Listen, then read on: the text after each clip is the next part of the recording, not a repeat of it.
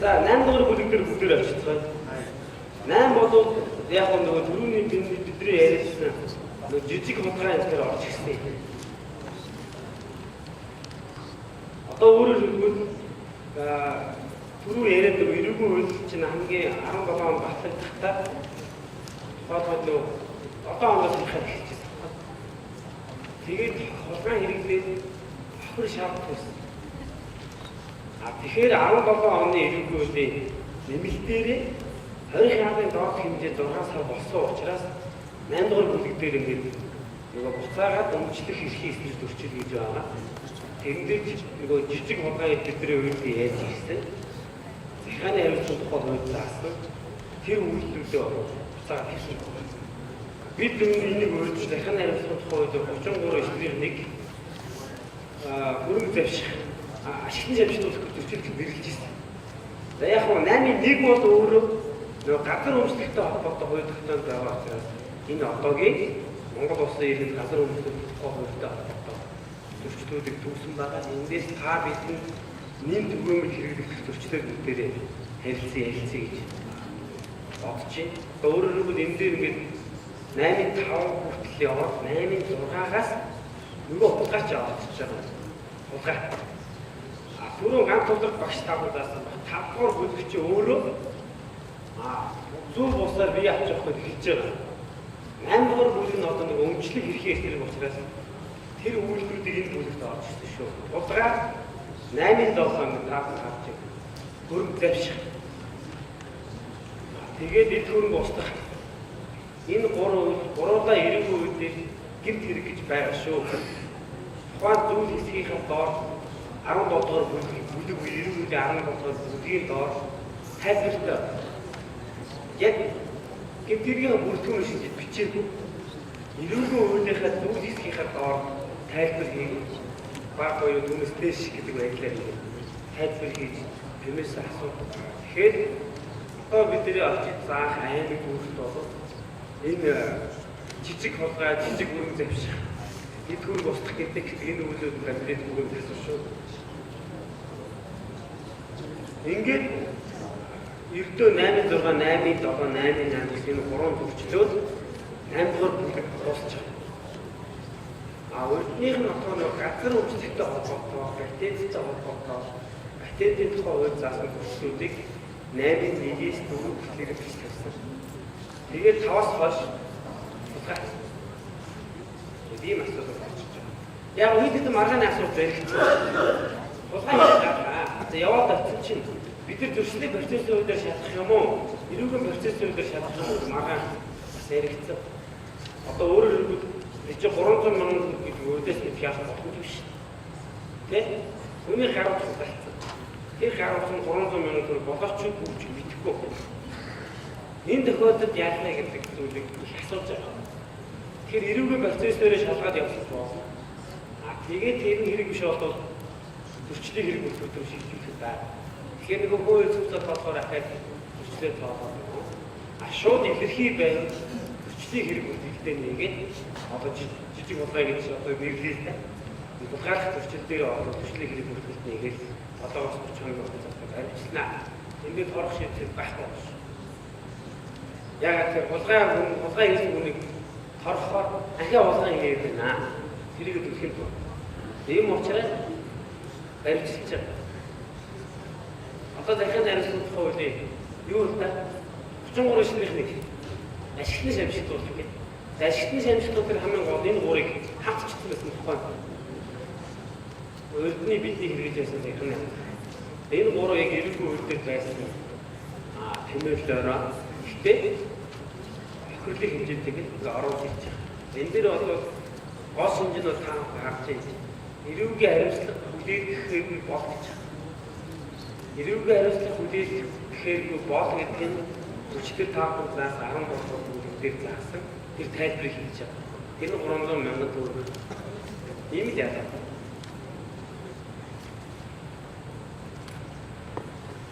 За, 9-р бүлгийн хувьд бол нөгөө боловсролын тухай хууль зөрчих гэдэг буюу боловсролын тухай хуультай холбоотой гэсэн.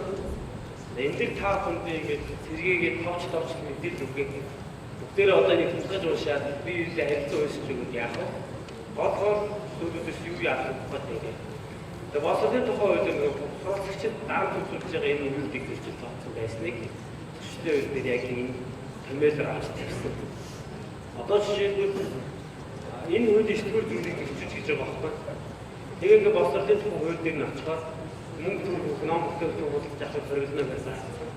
Тэр нь хойноос орохоор тэгэхээр боловсролын хуулийг бүгдний уншаад энэ тэмээлийг битгэж байгаа. Түрүү ганц туяа мэрэгч таав нь асуусдаг хэллээ. Энэ зөрчлийн үед байн хөдөлгөөнд байх шүү гэж. Угаасаа одоо бид 1990 онд бичигдсэн зөрчлүүд өөр стандарттай. 2000-аас 2008 онд бичигдсэн зөрчлүүд өөр стандарттай. Өөр хүчээр техник сайжраад байгаа юм. 2008 оноос хойш 2014 он хууль зүйн өөр.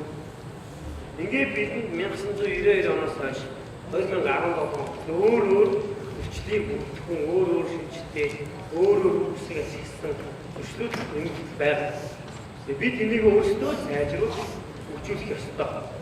Энэ байхгүй бол тэр салбар нь өөрсдөө асуудал байгаа. Энэ зөрчлийг ахиж найруулах болно. Бид түрүү хийсэн салбарын асуудлыг бид дуур мэдээж энэ зөрчлийг өөрчлөх боломжгүй байсан гэдгийг таахан бас анхаараа. Цаад байгаа суралцагч нарт ойлгуулах юм шиг. Яг одоогийн үед чи энэ зөрчил яг энэгээрээ байна юм аа. Найруулгын нэр томьёоны баатарыг өөрчлөгдсөн байх юм. За ингээд эсийн нэг заасан гэдэг үндсэн зөрчлүүдүүд ингээд цаашаа явж байгаа. Ачуу нэгж байгуулалттай холбоотой боловсролын үүргүүдийг зөрчил тоохлох ингээд эсийн нэг дээрээ байгаа. Эсийн хоёр дээр бол баг дунд боловсролын тухай байна. Энэ одоо та бидний юм мэдгээд баг ангийн боловсрол болох тухай байна. За энэ бол ингээд баг боловсролын стандарт шаардлага биелүүлдэг байна. Нэг зүйлийг анхаарал тавьж. Нөгөө стандартын тухай хууль шинжилэгдэх энэ стандарт үйл явц явж байгаа шүү. Тэгэхээр бид энэ дээр стандарт нормын дүрмийг зөрчсөн гэдэг бол тэргээр л тавьсан. А стандартыг хэмжин зүүн газраас ажлын хэсгийнхэнтэй юу гэж ярьж байгаа гэхээр ер нь цаашдаа стандартыг үзүүлэхдээ болчихноо. Стандарт гэдэг бол энэ ундаа хийхэд тавигдж байгаа хамгийн доотлын шаардлага гэж байна. Тэгэхээр энэ стандартыг зөрчнөөр хариуцлах хэрэгтэй болохгүй. Энэ аливаа нэг юм хамгийн баг бас наацх шаардлага гэж байна. Стандартыг хэмжүүлсэн өөрсдөө хуулийн шинжилгээ зөрчлийн тухай үед нийтдээ 64 стандарт зөрчсөн үйл байгаа. 64. Тэр одоо байгаа хуулийн дэвшин байгаа учраас тэргээр л хэвсэн. А 64 стандарт зөрчсөн үйлийг одоо стандартчдынхаа өөрсдөө бид нар стандартыг зүйлээр зэгцэлнэ гэж орж ирээд хэрэгцээний зэрэг зэгцэлгээр болов энэ зөрчлийн үед байгаа стандартууд авахнаа. Тэр салбарууд ямар бодлого барьж ийн ямар барьж ийн гэдэг зөрчлийн үед байнгын хөдөлгөөр байна гэж тавхсаа. Би ихэд дурж ирсэн багтаа жилдээ 20-30 удаа энэ зөрчлийн үед ингээд нэг зөрчилд ороод тасалдаад нэмэгдээд зарим болохгүй байх гэж одоо өргөний ердөө хэрэгж байгаа зөрчлийн үед хорвоод ирэхээр үе хай болоод тэгээд баахан бүрийн бус байгуулах хүн их авахцгаа баа. Тэгээд зарим насуудад ингээд яваад нэмэгдээд ийм зүйл болно. Энэ бол байнгын хөдөлж явах зохицуултыг таах юмсан. За ингээд эсийн хоёр бол ингээд багтан боловсролтой холбоотой зохицуулж явж байгаа. Эсийн дөрөв дээр боловсролтой. Өөрөөр ирэх боловсролын цөөр том хуультай. Тэгээд дээр боловсролтой баг гол боловсролтой гэх нэг ингээд хуулиутай таах бас тооч мэдээлэл төлөвтэй. Боловсролын тухай хуулиар усын байцаагчийнхаа эрхийг бодвол түр хугацаанд хасчихсан байгаа юм хэлээ. Тэгээд тэрийг ахиж өөрсдөө оруулаад боловсролын зөрчлөө боловсролын усын байцаагч хэрвээ шалхахаар хариулах хэрэгтэй бол тэр асуудлыг оруулаад энэ зөрчлөлд оруулах хэрэгтэй. А мэдээж энэ зөрчлийг хэн шалгах талаар хариулын талаар бид нөгөөдрийн хичээл дээр ярилцсан. За ингээд цаашаа яваад эсийн тав байгаа. Намын сангийн тухай шинээр батлагдсан. Энэ бол шинэ юм. Намын сангийн тухай. Тэгээ намын сангийн тухай хууль зөрчих гээд биччихээр болохгүй болсон байна. Тэгээ намын сангийн тухай хууль дээр ингээд хэдэн 23 төрлийн зөрчил байдаг юм байна. Тэгэхээр номыгаа хугацаанд нөгөө өсгөө үнэтэй номыг хайж өгдүүлсэн гэдэг ч юм уу. Нэг ийм төрлийн үйлдэлүүдийг хоригдсан байдаг. Тэгээ энэ намын сангийн хуулиар зөрчил энэ эрүүгийн хариуцлага хэлэхгүй. Энэ төрийн устдах гэмтний хэрэг биш. Эсвэл хөрөнгө завших гинт хэрэг төрчил биш болов. Гинт хэрэг биш болов. Хамгийн сангийн хууль тогтоом төрчил гэдэг ийм одоо зүйлээ 9-ийн 5 байгаа. За одоо би түрүү та бүхэндээс өмнө нэгсэн соёлын үе эсрэг соёлын тухай хууль байна. Тэгээд соёлын тухай хууль дээр нөгөө нэлээд хит зүйл байна. Энэ соёлын үе шиг уучлаарай. Нөгөө зурагт радио соёлын хэдэн хувь нь одоо үндэсний соёлыг агуулсан байх хэрэгтэй. Контентууд нь хэдэн хувь соёлыг агуулсан байх хэрэгтэй. Ийм хууль байна. Энэ хууль мөн одоо саяхан шинжлэгдсэн хууль. Энэ дээр тодорхой ажиллагаа заасан төрчлүүдийг бид нэг 9-6-тай ажлын хэсэг болсон ажиллаа. Тэгээ 9-6 чи өөрөө 2 төрчил байна. За ингээд 9-7 авахад харин өглөө соёлын үеийн тухай байна.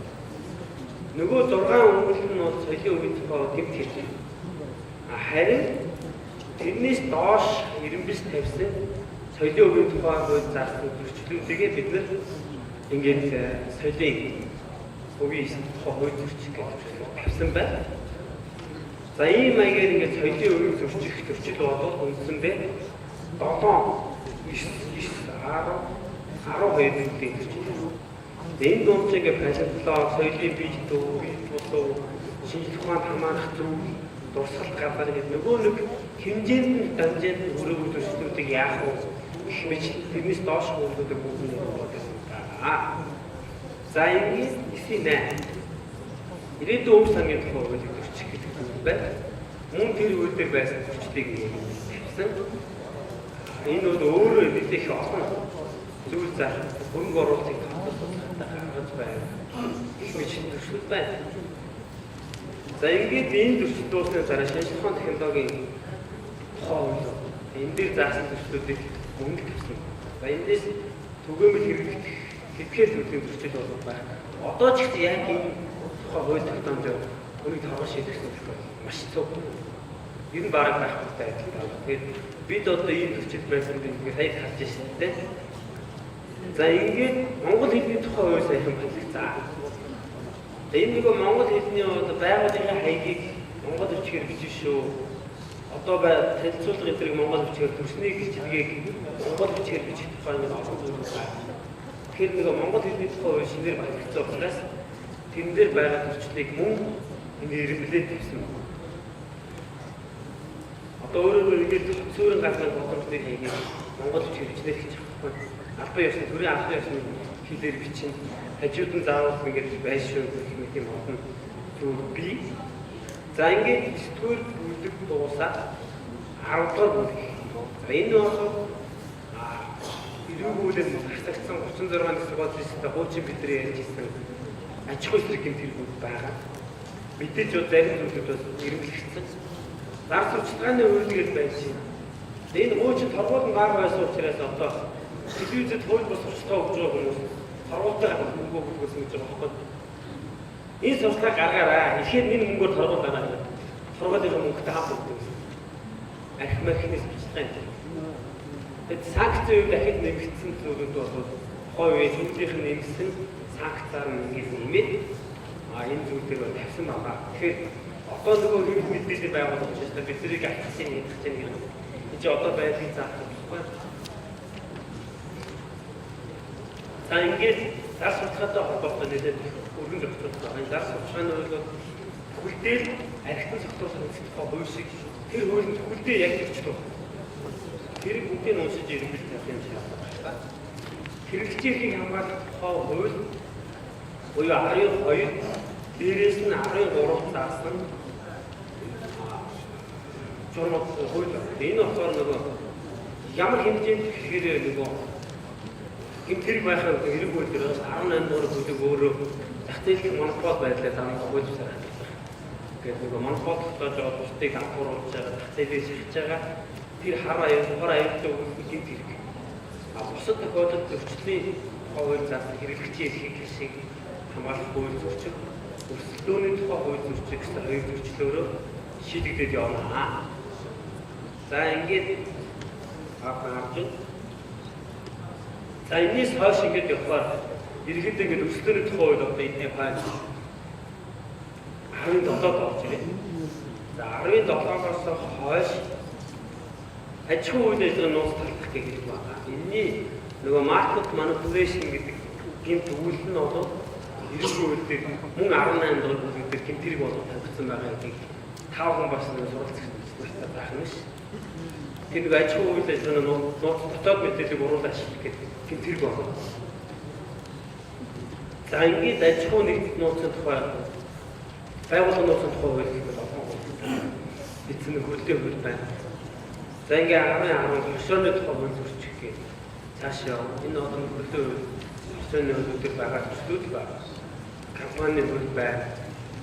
За одоо 11 компани хөл байна. За ийм маягаар ингэж хаашаа яваа. 15-аас хөдөлмөр аюулгүй байдлыг жолоомжчих гэж байна. Тэгээ энэ өөрөө өөрсний бидний эрэг үйл заасан 183 138 дугаар зүйл заасан үйлдвэрлэл өөрөө өчид болсон байна. Яг хууль тогтоомж байгаа. Хуулийн үүрэг бүтээгээд хүний эрүүл мэндэд болгоомж өгч байгаа гэдэг гэмт хэрэгүүдээ бид ялгаж тавьсан байгаа. Тэгэхээр тэрнтэй бас нэлээд сайн харьцуулж тайлбарлах хэрэгтэй байна. За ингээд 10-15 дугаар гэдэг таашаа хүүхдээр ажиллаж ихтэй холбоотой зохицуулт. 10-15 дугаар дуусна. 10-17 нийгмийн даатгалыг хөлсөж гэж. Хууль туслаар нийгмийн даатгал авах гэдэг нь гэмтэг тустай тав мэдж байгаа. 18 дугаар бүлэгдэр эрэг үйлдэл авсан шүү. Нийгмийн даатгалын нөхөн төлөв. Хууль туслаар даатгалын нөхөн төлбөр нийгмийн даатгалын шимтгэл хууль туслаар тусах. Энэ хоёр хэрэг болов. Тустай эрэг үйлдэл шин төрлийн гэмт хэрэг болж авсан байгаа шүү. Тэрийг бас эргээд танаараа. За ингээд цааш яваад инновацийн хууль зөрчих гээд 10-18 эрүүл мэндийн даатгалын хууль зөрчих гээд үүнд эрүүл мэндийн даатгалын хууль байсан зөрчлөө. Байна. Тэгэнгүүт хамаг тэмдгийн журам зөрчилтэй холбоотой зохицуулт 10-20. За ингээд энэ 10 дугаар бүлэг цахим гар үсгийн тухай энэ хууль даатгал хэрэгжих болно. Тэгээд их олон жилийн өмнө батлагдсан боловч хэрэгжих тэгээд тааруу ийм яваад ийм хэрэгжих байх гэсэн үгтэй байгаа. За ингээд цахим гар үсгийн хууль зөрөөс олон тэгээд ингээд 10 дугаар бүлэг яваад хүүхдийн эрхийг зөрчлөөд эхэлж байна. Өөрөөр хэлбэл 10-23-аас ихэнх хүүхд тарах үйлчлэгийг хууль зөрчих. Тэгээд хүүхд тарах үйлчлэгийг дахиад шинжлэхэд бол энэ санкц дахиад шинжлэх нэ. Тэгээд хүүхд тарах үйлчлэгийг хууль байгаа. Энийг зөрчүүл хүүхдийн эрхийн улсын байцаагчтай энэ зөрчлөө хариулах болно. Хүүхдийн эрхийн ажилтнаар шалгах нь шүү дээ. Тэгээ ингээд яваад хойшоо хинжил мэлбэр байдалтай холбоотой. Хууль зөрчих гэдэг. Одоо нөгөө нийтийн аж ахуйн үйл ажиллагаа болон стандарт хэлбэрийн үнэлгээний хууль зөрчих гэдэг тэр салбарыг хуулиудын төслүүд ингээд аваад тавьсан байнамаа. За ингээд энэ нь 10 дугаар бүлгийн 50 болдог ийм стандарттай холбоотой. Тэгээд стандартыг мөрдөөгүй тэр зурм норм дүрм стандартыг төлөвлөж ийм зүйл байна. За ингээд 10-20 дугаар гэрээ тавуулах болдог зөрчих 10-20 тусгай төвшөлт үүсгэж байна. Тэгээ энэ бол гэмт хэрэгцээ ялгаатай зам хийх гэмт хэрэгтээс хажуудад болохгүй шүү. Тэр үйл ажиллагаанд нь цаад учруулж байгаа үйл. За ингээд 10 дугаар бүлэг болчихж байна. За энэ хоёр бүлгийн тодорхойлох зүйл байна.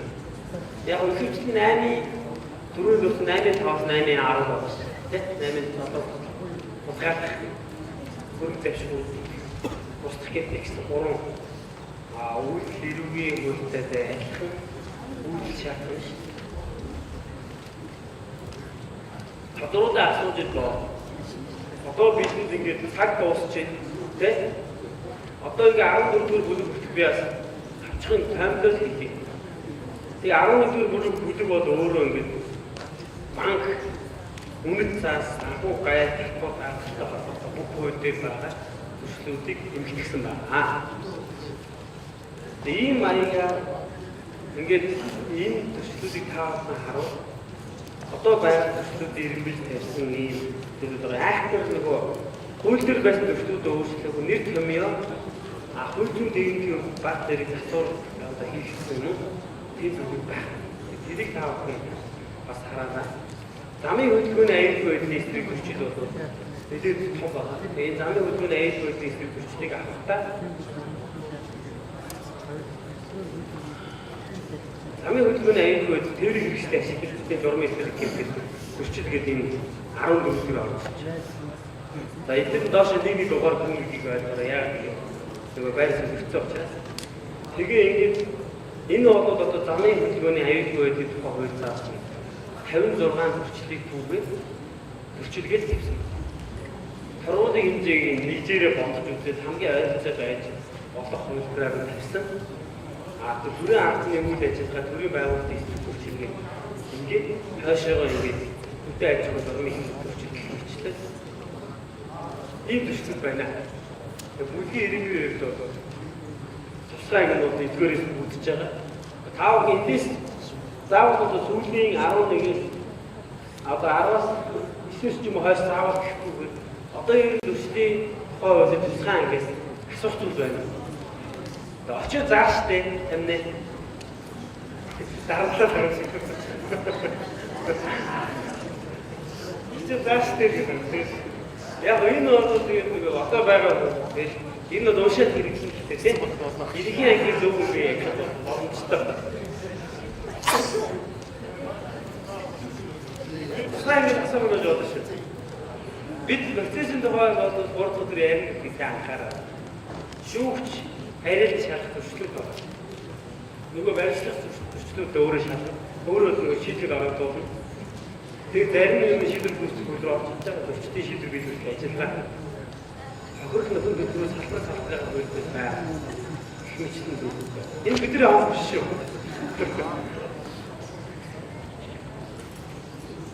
Одоо асуух хүмүүс байна. Би турнаа хэвээс. Энэ багш нар хэлсэн байна уу юу зөвшнө. Хууль дээр тавьсан бичсэн нөгөө торгуулийн хэмжээтэй холбоотой асуудал салбар хууль болгон дээр торгуул янз янз байгаа. Хэлсэн байж магадгүй одоо жишээлбэл ямар төрлийн одоо аль салбар хариуцж байгаа улсын байдлын орчноос хамаарат тэр хүнийг эсэргүүцэж байгаа үйлдэлүүд нь өөр өөр торгуулийн хэмжээтэй. Яг нэг өрөөнд цудаг хоёр улсын эзэгч хоёр өөр салбар хариуцдаг. Яг алийг хариуцж байгаас хамаарат тэрнийг эсэргүүцэж байгаа одоо нөгөө тавьж байгаа шаардлагыг биелүүлэх байгаа үйлдэлүүд бол өөр өөр торгуулийн хэмжээтэй байх жишээтэй. За хувь хүнийг торгож байгаа хэмжээ нь бол за нэг жишээ аваад үзэх юм бол нэг хүн дээр хувь хүн дээр аваад үзэхэд нэг 2 сая төгрөгөөр торгожж байгаа мөртлөө хуулийн этгээд болгонгод 3 сая ч юм уу иймэрхүү. Гэтэл нөгөө хоёр хүний маань олж байгаа орлогын түвшин шал өөр үүдэг. Яг нэг зөрчилдөр яригдахад. Тэгэхээр иймэрхүү асуудлууд энэ нь ерөөсөө харилцан үедээ байхгүй салбар болгонд өөр өөрөөр яригдсан. Янз янз ерөөсөө ингээд харьцуулж үзэхэд маш хүнд тийм торгуулийн хэмжээнүүд. Тэгээд 92 оны хууль дээр нь 100 төгрөгийн торгуул байж байгаа. Одоо 40 төгрөг үеийн хамгийн бага торгуулийн хэмжээ 100 төгрөг. За 500 төгрөг бол нэлээд ихэд байна. Сүүлийн үед шинээр гараад ирсэнүүд нь бол 2 сая 3 сая 200 сая гэдэг ийм өөр ялгамжтай байгаа учраас бид нар ерөнхийдөө зөрчлүүдэд түүж авчирч байгаа. Тэр зөрчлүүдэд оногдож байгаа торгуулийн хэмжээг хараад ерөнхийдөө аль болох өндөр торгуулийн хуулийн этгээдийн торгуул байгаа. Тэгээ хувь хүнийхээ ер нь яаж тооцох вэ? Яаж харьцааг хадгалах вэ гэж байгаа. Ерөнхийдөө хувь хүн хуулийн этгээд хоёрын гол бол 10 дахин гэдэг харьцаа барьсан.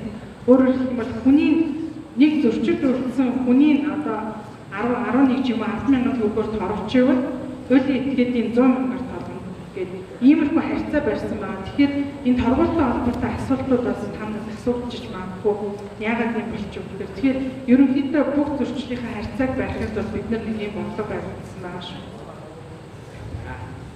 Бид өөртөө энэ одоо ингээд хичээл ороод шийдвэрлэлийн зөрчлийн хууль ерөнхий ангийн байдлаас юу файлыг өгөх гэж ерөнхийдөө номтойгоо асуудаад түрүү хичээл авах гэж байна. Тэр файлууд нь 1-2 өдрийн өмнө авчих юм. Оройн зүгээр үзэж хараад өөрөө болгож яа. Одоо үгүй шүү. Одоо энэ дуудаар авах гэдэг юм уу? Ер нь болж байна. Би одоо өнөөдөр ингээд дуусаад нэг хичээл дуусч байгаа. Маргааш өөр багш нар би тамтай хамт суугаад бүтээрээ сууна. Тэр хоорондоо презентацуудад янзлна. Тэгээ өгч явах нь заримын нь таалагдахгүй байгаа гинэ. Тэгэхээр өөрсдөө шин презентацаа хийж болно шүү. Тэ?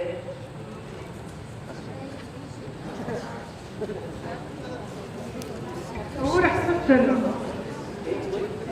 За асуулт авах бол манайхаа маргааш өглөө 8 цагтаа ингээд цуглана. Маргааш эрүүгийн хэрэг хэмнэн шийдвэрлэх тухай хуулиар эхэлнэ. За хурлыг удирдах нь бол ер нь Улсын прокурорын оролцогч Эрдэнэт байгаа. За манай хуультай юмнаас бол хуулийн дээрээс суусан өргөжлөлтөн бас ингэсэн. Тэгээ маргааш өглөө номонд хараагдаж амж бүгүүг нь мэдэхгүй. Болохгүй өдөртөө ч юм уу хараагдаж магадгүй. Оюутгаас нэг асуулт. Багаар уулзсан уу? Оюутгаас нэг асуулт байна. Энэ Яамн дээрээс бас автобус өглөө явах юм шиг явах хүмүүс нь бас эндээ суугаад давхар асуугаад байгаа юм байна. Энэ одоо зөрчлийн хууль дээр бүхий зөрчил торгуул эсвэл баримтлах шийдвэртэй байна. Тэгэхээр торгуул хөлж чадахгүй мөнгөгүй нэг бодлоор хамаагүй явж ирсэн нэг оюутан сурагчид нас бүлгэн мөртөө. Тэгээд төлбөрийг чадахгүй хүмүүсийн төлбөрийг яаж оруулах боломжтой байна. Нэг хоёрдугаар хамтрын хууль сахиулах гэдэг дөрвөн байгууллагын чигүүрийн албан тушаалд нэрсэн байна. Тэгэхээр энэ татвар гай одоо энэ мэргэжлийн хаан гэх мэтлэн энэ хэдийн албаны хүмүүсүүд тэрийг оруулж ярьж байгаа юу, оруулах байгаа юу? Яг нь таас мэдж байгаа цэргийн албаны тухай шинжилгэсэн. Тэгээ ихэнх нь өөрөө цэргийн албаны эрхцүү байдлыг хэрэгцүү. Цэргийн албаас эрхцүү статусыг хэлэхээр янз бүрийн ингээд гүйцэтгэх нэгдэлтүүд байдаг. Тэгээ бүгд нь хууль сахиулагч үзүүлэхгүй. Ийм хүмүүсийг эрх бүхий албан тушаалтан гэж байна. Тухайлбал хэлийн төлөөлөгч, хэлийн эсрэг төвчлөө шалгах, орлогч, түүний орлогч. Нэг хариулт юм. Хоёрдугаар нөгөө торгох баримтлах шийдвэр тусалсан байгаа торгохоо төлөхгүй баримтлана.